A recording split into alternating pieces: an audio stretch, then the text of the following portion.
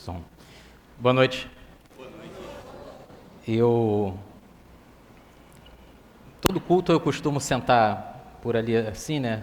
Naqueles bancos ali. E não tem um que eu não fique admirado com o Bento tocando bateria ali. Eu acho que é ele que toca a bateria e quem está aqui finge. É impressionante, e isso é muito bom. Como a igreja consegue nos instruir desde criança no mundo da música. A igreja ela consegue fazer com que nossos filhos sejam mais desinibidos, às vezes na escola, porque estão acostumados a viver em comunidade, consigam falar em público e consigam ter acesso à música de qualidade. E não tem um culto que eu não fique admirado com isso, tá bom, Bento? Eu gosto muito de ver você tocando bateria. Gosto mesmo. Hoje a gente vai falar, eu quero pedir, isso já está ali, o tema é a divisa da nossa campanha de missões, da Junta de Missões Nacionais. E acho que foi semana passada, se não me falha a memória, obrigado, meu irmão. Agora não me lembro mesmo se foi semana passada, se foi na retrasada, mostraram aqui a foto da Sílvia. Foi passada, né? E uma das coisas, quando eu vejo as fotos ali, uma das coisas que me alegra muito o coração foi saber que algumas daquelas pessoas ali passaram por mim, eu dei aula para elas. A Sílvia é um caso incontestável de que Jesus Cristo é a solução. Eu dei aula para Sílvia, eu tive esse privilégio. Sílvia, foi desafiador dar aula de grego para Sílvia. Eu dava aula de grego e exegese do Novo Testamento no CIEM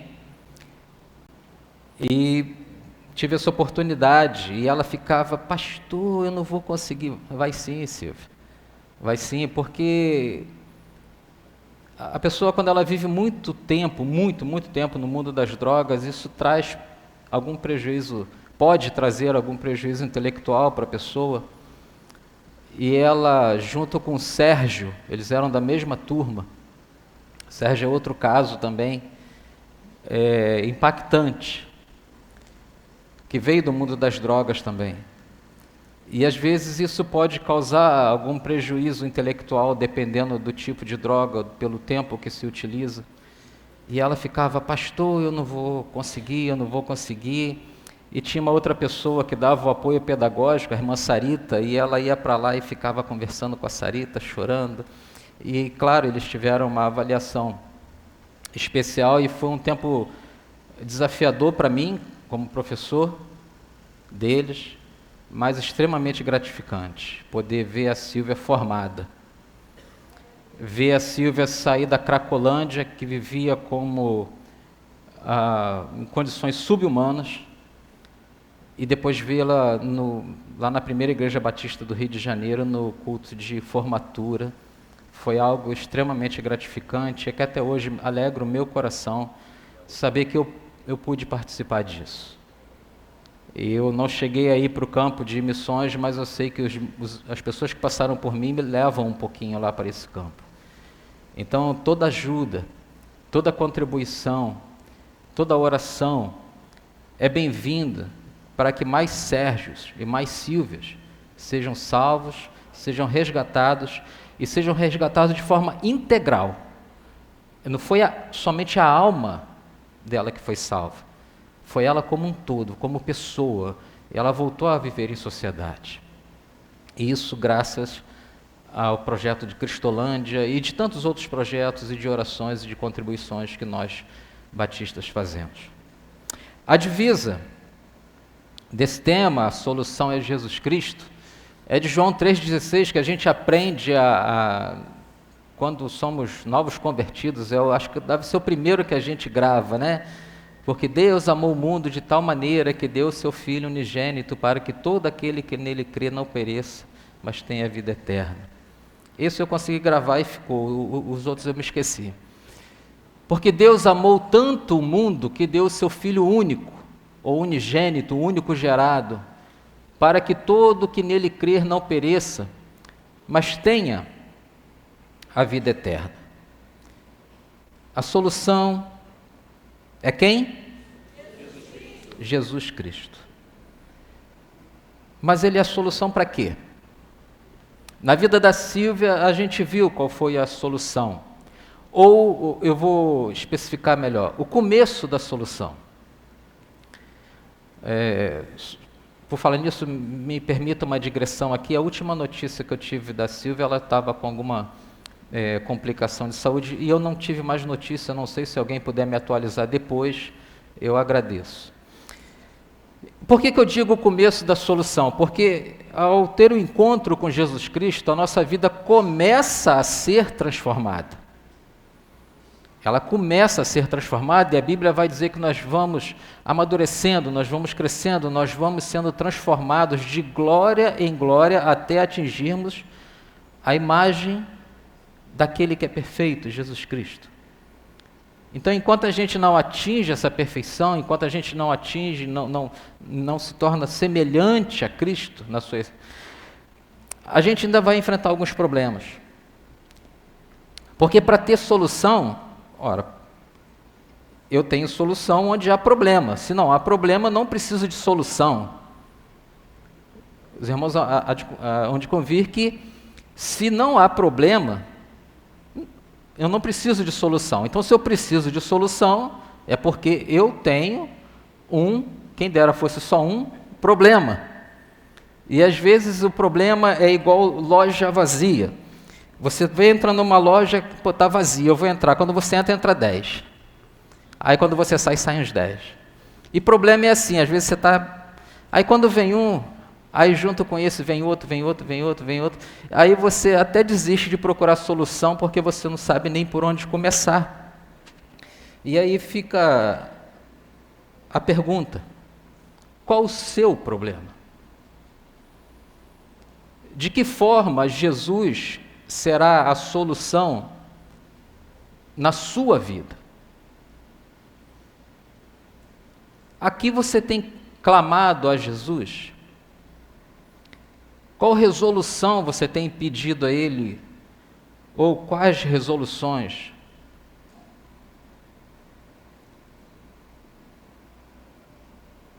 Qual é o seu problema? E seria Jesus a solução para ele? O que eu quero dizer, será que o problema que você enfrenta hoje depende somente, tão exclusivamente, de Jesus? Será que o problema que você enfrenta não foi causado por você mesmo ou por você mesma? O problema que você enfrenta, ou que te atormenta, ou que você está envolvido ou envolvida, o que causou ele? Foi você mesmo? Foi outra pessoa? Ou foi um imprevisto, uma casualidade, algo fortuito? Porque nós enfrentamos problemas, nós enfrentamos desafios nas nossas vidas, alguns nós mesmos causamos. A gente tem uma característica muito peculiar como seres humanos que somos, de caminharmos a passos largos para arrumar problema. A gente está atravessando a rua, vê uma casca de banana do outro lado, a gente quer atravessar para pisar nela e cair. É uma característica nossa. E às vezes alguém avisa, ou a própria Bíblia avisa, mas não, eu vou fazer isso. Eu sou teimoso. Eu nasci assim. Eu sou assim mesmo. E porque eu sou assim mesmo, você arruma um problema para você e, quiçá, para aqueles que estão em volta. Porque a gente não pode ser egoísta e achar que isso é problema meu. Nós vivemos no mundo de relacionamento. Nós vivemos em teias de relacionamento. Então, quando alguém está com um problema, aqueles que estão próximos a essa pessoa estão com um problema. Ou sentem os efeitos desse problema. Sentem as consequências desse problema. São atingidos por esse problema. Ah, mas o problema é meu, ela não tem nada com isso. Ele não tem. Mas respira o ar problemático que você causou, que você levou para dentro de casa. Mas pode ter sido uma outra pessoa que cometeu alguma injustiça contra você, ou que pegou um dinheiro emprestado e não pagou e não quer nem ser cobrado, ou seja lá o que for, ou entendeu, interpretou mal algo que você disse e está querendo te processar. Enfim, outras pessoas podem nos causar problemas. E também, nós temos notícias, às vezes, né? Algumas semanas a gente conversava ali atrás e a gente falava do fogo que estava pegando lá no Havaí, que as pessoas tiveram que ir para o mar.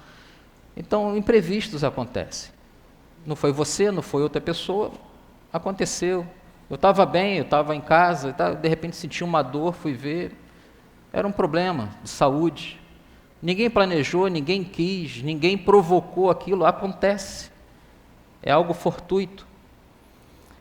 Mas seja o que for, tenha sido você mesmo, outra pessoa, ou algo fortuito, não importa. É um problema e ele precisa de solução. E o tema da nossa campanha diz que a solução é Jesus Cristo. Mas Jesus, muitas das vezes, ele nos convida para fazer parte da solução. Ele nos convida a fazer parte da solução. Então, nem sempre a resolução do problema, seja ele qual for, pelo qual você esteja passando, depende única e exclusivamente de Jesus. Às vezes depende mais de você dar ouvidos a Jesus. Não no sentido de que Ele venha fazer alguma coisa, mas você fazer alguma coisa que Ele já te instruiu a fazer. Então Jesus, nesse caso, Ele é a solução, desde que você aprenda a ouvi-lo. Jesus é a solução desde que você aprenda a obedecê-lo. Jesus é a solução desde que você aprenda a respeitá-lo e seja humilde e o ame. Porque às vezes a solução está diante dos nossos olhos, mas a gente prefere continuar com eles fechados. A pergunta continua: Jesus é a solução de todo e qualquer tipo de problema? Eu estou com um problema de saúde. Eu já tive a oportunidade de falar isso aqui há alguns anos. E Jesus me curou, então Jesus foi a solução para o meu problema. Foi. Desculpem, assim, a igreja não gosta muito de... As pessoas, na forma geral, não gostam muito de ouvir. Mas você vai morrer. Curou, pode curar de outro, mas ninguém aqui é Highlander. Aqui só cortar a cabeça que morre, né? Não. Jesus ressuscitou, né? Lázaro. Mas cadê Lázaro? O que aconteceu com ele? Tirou lá de dentro do túmulo, não foi? Tirou lá de dentro do túmulo, 3 dias morto. Mas e depois? O que aconteceu com ele? Então, essas questões que nós passamos, que Jesus traz solução, elas são vislumbres da vida eterna. Quando Jesus nos cura, quando Jesus nos proporciona um emprego que dá condições da gente levar o sustento para a nossa casa, quando Jesus nos dá sabedoria para resolver um problema, isso é sombra do que vai acontecer com a gente, como nós cantamos aqui, quando a igreja for arrebatada. Porque lá você não vai mais precisar se preocupar com sustento, lá você não terá mais doença, lá você não terá mais problema.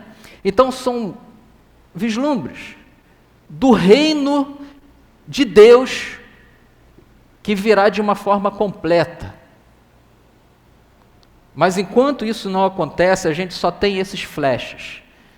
E se com esses flashes a gente fica maravilhado, Imagina o que não será lá. E é por isso que a gente faz missões. E é por isso que a gente fala para as pessoas, a solução é Jesus Cristo. Porque ainda que você esteja com um problema e que você não consiga sanar, mas se você se apegar com Jesus Cristo, se você for fiel até a morte, você vai ganhar as promessas que estão lá em Apocalipse. E vai chegar um momento em que você vai viver para sempre com Ele e nunca mais você terá problema. É nesse sentido que Jesus é a solução. Qual a resposta da nossa teologia, da teologia cristã, para essa pergunta, se Jesus é a solução de todo e qualquer problema? Uma passada rápida aqui, vou começar a falar lá de Gênesis, vou terminar em Apocalipse, mas vai ser rapidinho. Uma passada rápida, uma visão panorâmica da Bíblia, vai nos dizer o seguinte: que no princípio criou Deus os céus e a terra, e ali Deus faz a separação das águas, terra, animais, peixes, aves, cria o homem e planta um jardim. E nesse jardim, o homem não precisava se preocupar com o trabalho árduo. E ele tinha ali à disposição dele comida à vontade. Até que chegou um dia que o homem cedeu à tentação de ser o quê? Igual a Deus. Porque era essa a tentação. Foi isso que Satanás falou para aquele casal. Deus não quer que você coma do fruto da árvore, porque Ele sabe que no dia em que você comer, os seus olhos se abrirão e vocês serão semelhantes a Ele. E o homem querendo ser Deus, ou querendo ser igual a Deus, o homem no sentido do casal, o ser humano, ele cede a essa tentação. E aí a desgraça vem. O pecado, vou falar pecado aqui, pensa num pecado com P maiúsculo. A raiz de todos os outros pecados. O pecado principal, que é a separação entre o homem e Deus. Antes disso, a palavra de Deus diz que pela viração do dia, ou seja, ao entardecer, aquele homem, ele tinha a oportunidade de que Deus viesse conversar com ele, na viração do dia, naquele jardim maravilhoso que Deus plantou. E no dia em que o homem peca, Deus continua, Deus vai lá e procura pelo homem, e o homem se esconde, porque agora ele sabia que tinha errado. Mas Deus procura pelo homem e pergunta: onde estás? E essa pergunta, ela não é uma pergunta assim de quem não sabe onde eles estavam. Vocês fizeram o que eu disse para não fazer? Deus sabia que eles tinham feito. Às vezes há perguntas que a gente tem que fazer para as pessoas para que elas parem e pensem: o que eu fiz? Então, diante do seu problema, porque eu comecei perguntando assim, qual é o seu problema? Pensa no seu problema ou nos seus problemas. Aí vem a pergunta: diante dos seus problemas, onde você está? Você está se escondendo dele? E aí vem a segunda pergunta: você comeu da fruta que eu disse para não comer? Ou seja, você tomou uma atitude diante do problema que eu disse para você não tomar? Você se escondeu ou você se precipitou em tomar uma decisão e isso só piorou o problema? Deus sabe todas essas coisas, mas Ele precisa nos perguntar para nos confrontar, para que a gente ouça a voz dEle falando conosco, para que a gente, como o filho pródigo, caia em si. Porque o filho só retorna para a casa do pai depois que ele cai em si e fala: eu fiz besteira. E aí ele pode voltar. Mas enquanto ele não cai em si, ele não começa a resolução dos seus problemas. Então, tem a criação, tem a queda, o que a gente chama em teologia da queda, que é essa separação do homem com Deus, que eu ouso dizer que é o início de todos os problemas. Ali a mulher vai ter dor de parto, o homem vai tentar plantar e a terra não vai ser generosa com ele, ele vai querer que saia alface, vai sair espinho, e ele, o suor do rosto, o excesso de trabalho, porque trabalho é bom, dignifica, mas só que nós fomos castigados não com trabalho, mas com o excesso dele, com quase uma escravidão. E parece que a gente trabalha e nunca está bom, e nunca acaba, e nunca estão satisfeitos. Ali Deus vai dizer que a mulher seria dominada pelo homem, e que o homem dominaria a mulher. Então, percebam, irmãos, que a Bíblia, já há alguns milhares de anos, ela já falava que esse problema da opressão do homem sobre a mulher e todo tipo de misoginia é pecado. É fruto do pecado maior, que é a separação do homem com Deus, da desobediência do casal. E essa desobediência, esse pecado maior, ele gera um monte de outros pecados. É como se fosse uma doença que se espalha pelo organismo com pequenas outras doenças. Então, tudo que a gente experimenta hoje, de briga, de misoginia, de feminicídio, ou de homicídio, de furto, de falta de segurança, é fruto do maior pecado de todos, que foi a desobediência a Deus. Então, por isso eu ouso dizer que o início de todos os problemas da humanidade está lá na queda, está lá nesse rompimento. Mas Deus, na sua grande misericórdia, Ele vai dizer que da semente daquela mulher viria alguém para a redenção, e que pisaria a cabeça da serpente. E durante todo o Antigo Testamento nós vamos ter promessas e mais promessas se repetindo de que chegaria o dia em que alguém viria nos libertar dos nossos pecados. Enquanto isso não acontecia, sacrifícios eram feitos como animais, na antiga religião judaica, como apontando para o sacrifício maior que seria o de Jesus Cristo. E aí Deus separa um povo, coloca num local, não porque esse povo fosse melhor que outros, porque para que Jesus nascesse tinha que ter uma região, um povo, uma família, uma língua. Ele não ia surgir do nada, ele viria como homem. Então ele viria em um país específico, numa cultura específica, com uma língua específica, num tempo específico. E Deus vai preparando tudo isso para que quando chegasse a plenitude do tempo, Paulo vai falar disso, a promessa de redenção se cumprisse. Gálatas 4:4 vai falar isso. Tem aí? Mas quando chegou o tempo certo, Deus enviou o seu Filho, nascido de uma mulher e sob a lei. Algumas versões trazem a plenitude do tempo. O que é a plenitude do tempo? A plenitude da ideia de algo que não tem mais nada para se completar. Ele está pleno, ele está cheio, está perfeitamente cheio.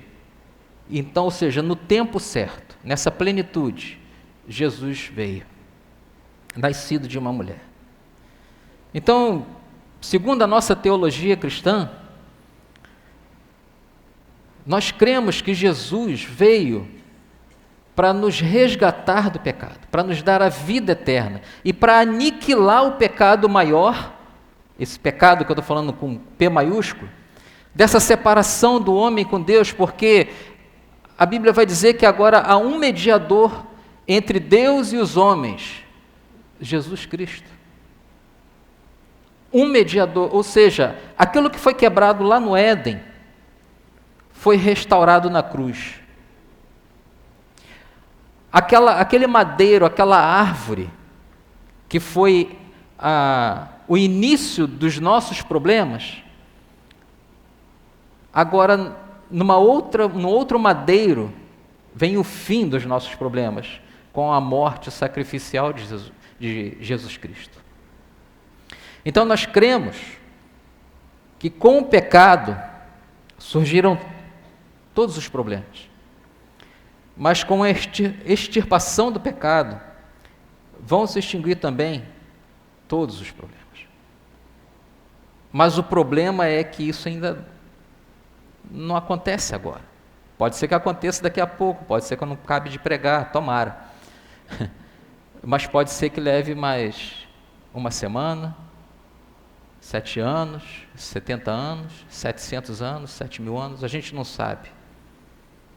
Não caiam no conto de quem diz que sabe quando Jesus vai voltar. Ele já disse que ninguém sabe, isso é bíblico, então quem fala isso é mentiroso. Então, quando isso acontecer, quando Jesus voltar para arrebatar a sua igreja, como foi cantado aqui, nós não teremos mais, vejam só, problemas climáticos, como esse que eu me referi agora há pouco. Nós não teremos mais problemas climáticos, porque, segundo Apocalipse 21, haverá novos céus e nova terra. Nós não teremos mais problemas espirituais de modo algum, porque Deus mesmo vai habitar conosco. Então vejam que em Jesus há uma restauração da quebra que houve no Éden. No Éden, com o pecado do primeiro Adão, Paulo vai usar essa figura, houve um rompimento entre nós e Deus. E agora no segundo Adão, que é Jesus Cristo, há uma junção novamente entre nós e Deus. Deus mesmo vai habitar conosco e nós com Ele para sempre. E onde Deus está, não há problema.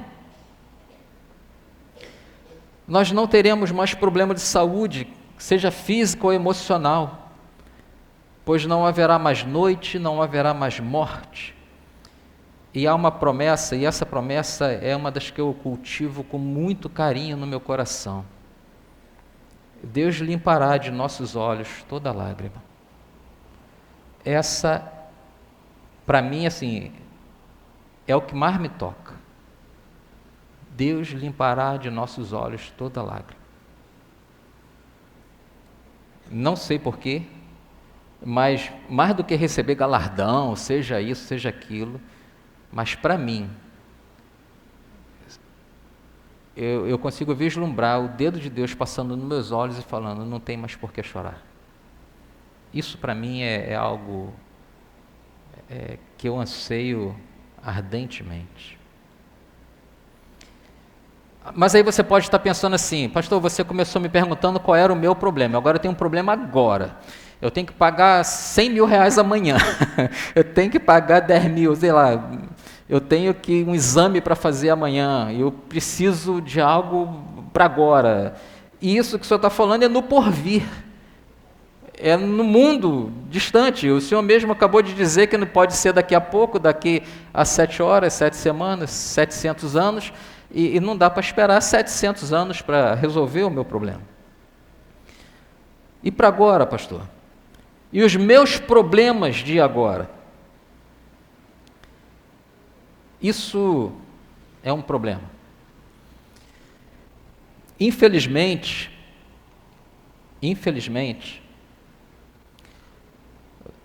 no segunda metade do século XX para cá, lá para a década de 60, 70, e se tornou muito forte na década de 90 e nos anos 2000, a demoníaca teologia da prosperidade.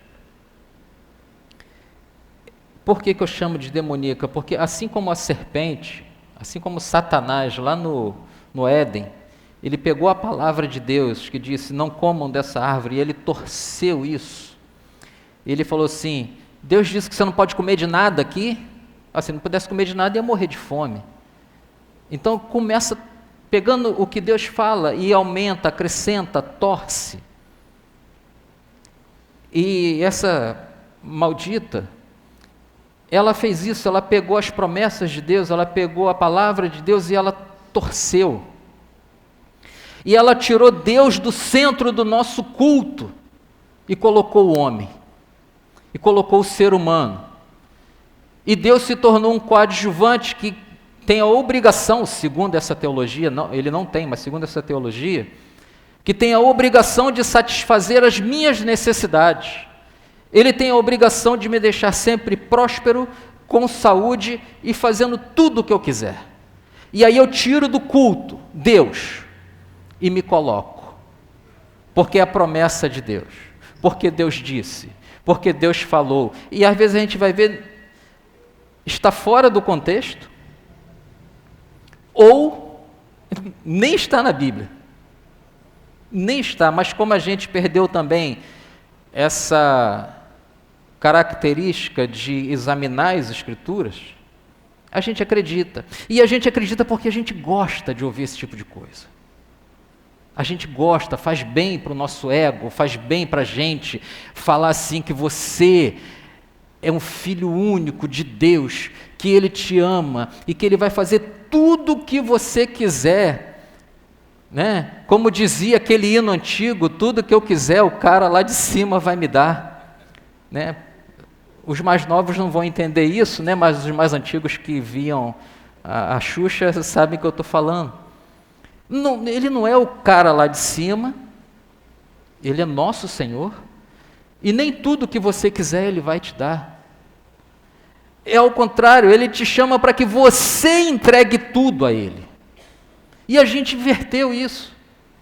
E tem irmãos nossos, irmãs nossas, há anos na igreja, ouvindo da palavra de Deus, estudando nas classes de EBD, mas que quando ouvem isso soa tão bom que se deixam levar e tiram Deus do centro do culto e se colocam no lugar de Deus.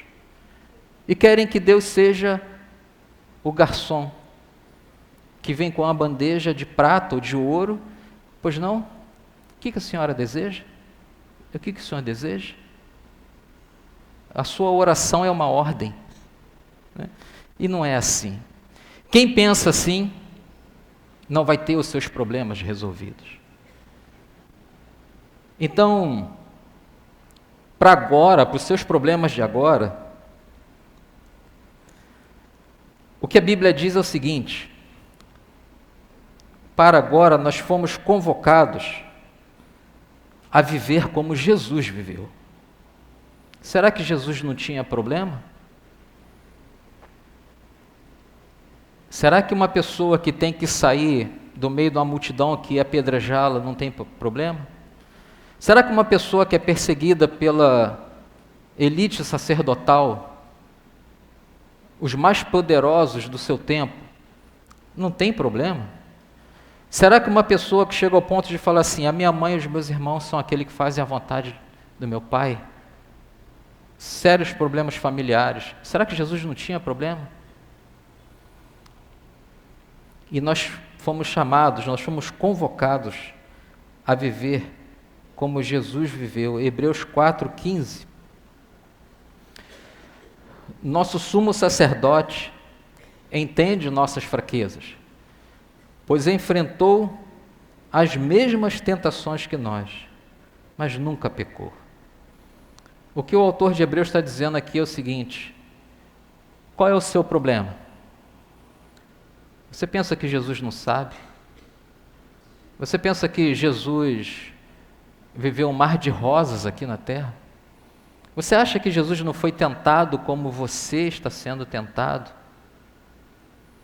Você acha mesmo que Jesus não sentiu dor, não sentiu fome, não se sentiu só? Qual foi o brado de Jesus na cruz mesmo? Um deles. Deus meu, por quê?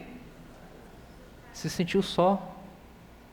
Se sentiu desamparado por Deus, como você se sente quando o seu problema, você não consegue enxergar a solução para ele. E o que Jesus fez com toda essa experiência humana? Porque isso faz parte da experiência humana. O que Jesus fez com toda essa experiência humana? Ele se tornou alguém que nos conhece profundamente e intercede por nós, a ponto dele falar assim: os meus problemas não são meus problemas. É como se fosse um professor que me ensinou a enxergar os seus problemas. É isso que o autor de Hebreus está dizendo. que Jesus sabe o que você sofre, Jesus sabe o que você passa, Jesus sabe o que você sente, não pelo fato somente dele ser Deus e ser onisciente e onipresente, mas porque ele passou. Então o conhecimento dele não é o conhecimento de alguém que olha de fora, é de alguém que compartilha a dor. Então os problemas de Jesus fez com que Jesus se tornasse compassivo, solidário. Mateus 20, 34 vai dizer que Jesus, movido de íntima compaixão, curou cegos.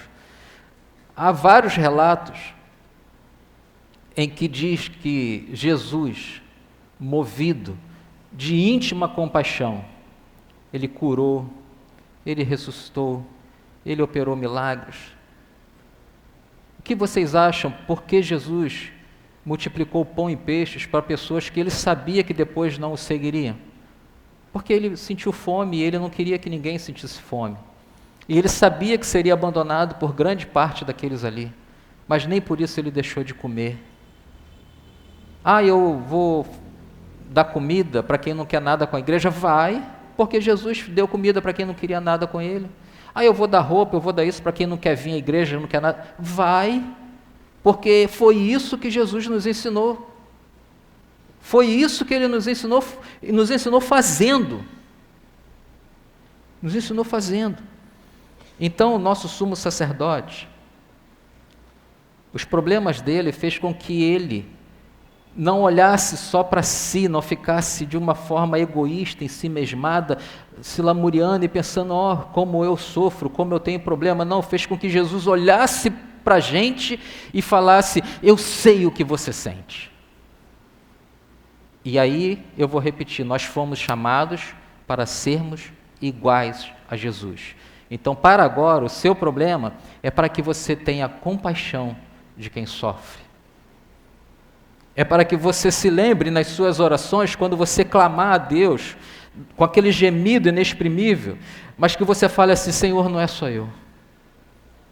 Tem meu irmão, tem minha irmã, tem fulano que ainda não te conhece, tem nesse mundo inteiro, tem gente espalhada pela face da terra, passando por problema. Então, para o seu problema de agora, para agora, nós fomos convidados a fazer parte do reino de Deus. E é o convite de Jesus, vinde a mim, todos vocês que estão cansados e sobrecarregados, que eu vos aliviarei. E a igreja, como uma agência do reino, ela tem que fazer o mesmo convite. Você que está cansado, você que está sobrecarregado, você que está exausto, venha, que nós como igreja de Cristo vamos te aliviar. Então, se a igreja não traz alívio, ela não está seguindo o exemplo de Jesus Cristo. A igreja não foi chamada para apontar pecados, para botar o dedo em riste, para trazer mais peso sobre a vida daquele que já está curvado. Ela foi chamada como agência do reino, fazer o mesmo convite, vinde a mim, e aqui nesse local, comigo, você vai encontrar alívio. Para agora nós fomos chamados a ser sal da terra e luz do mundo. Porque não somente nós, não somente você tem problema. Assim como o pecado, esse pecado com P maiúsculo que eu falei, ele é universal, as suas consequências também o são. E se você que está aqui, que adora Jesus, que entregou a sua vida a Jesus, tem problemas, mas tem uma promessa de que um dia eles não existirão mais, tem um pouco mais de compaixão por aqueles que não entrarão no reino. Lembre-se deles. Diga para eles que a solução é Jesus Cristo. Então nós temos uma questão. Os problemas surgem com o pecado, e eles somente vão desaparecer quando o pecado desaparecer, esse pecado maior, esse pecado da divisão entre nós e Deus, entre o mundo e Deus. Eles vão desaparecer no reino de Deus, quando ele se manifestar de forma cabal, de forma completa. Nesse sentido, num sentido mais amplo, Jesus é sim a solução do problema do pecado e dos problemas causados por ele. Mas num sentido mais estrito, lembre-se que eu perguntei, será que Jesus é a solução de todo e qualquer problema? No sentido mais estrito, mais pessoal, no sentido do seu problema, talvez dependa um pouquinho de você. Eu tenho problema de pressão alta. Jesus pode me curar? Pode. Mas por que você não passa a se alimentar melhor? Não faz uma dieta? Por que você não pratica atividade física? Por que você fica esperando Deus fazer por você algo que Ele já tem demonstrado que você tem que fazer? Eu estou extremamente exausto. Eu não aguento mais. E por que você não descansa? Por que você não aprende, como a Bíblia ensina, a tirar um dia de descanso? Esses dias eu falava isso na classe, que eu estou dando aula à tarde. Domingo, talvez seja um dos dias que nós pastores, principalmente aqueles que estão mais à frente da direção da igreja, não é um dia de descanso. Pastor Alex? Não é um dia de descanso. É o dia de trabalho. E a gente tem que aprender que não é pecado descansar. Assim como não é pecado trabalhar, não é pecado descansar. Tem que ter o equilíbrio.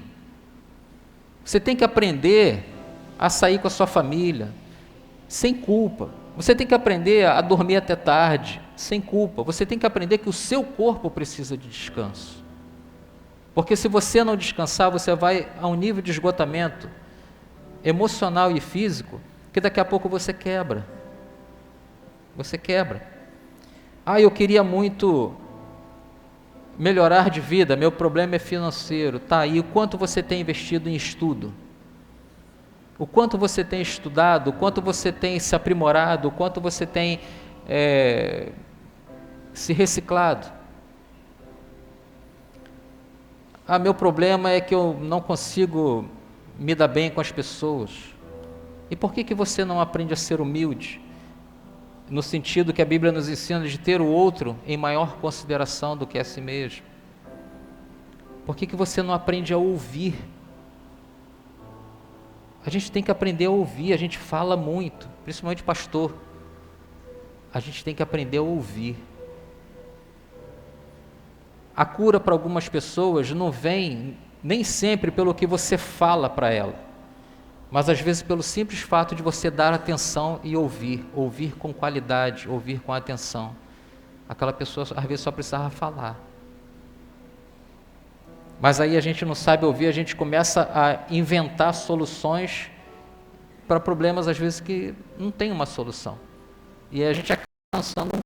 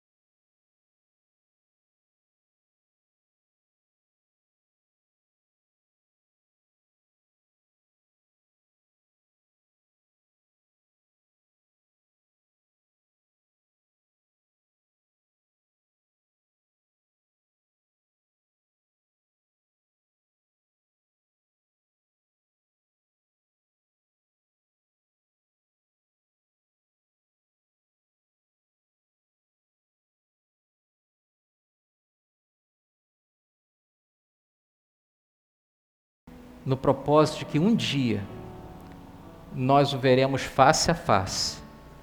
Ele virá nos buscar, e aqueles que estiverem mortos ressuscitarão, e nós viveremos para sempre com o Deus que vai limpar a lágrima de nossos olhos. Amém? Deus os abençoe. Toda honra, toda glória seja dada a Deus.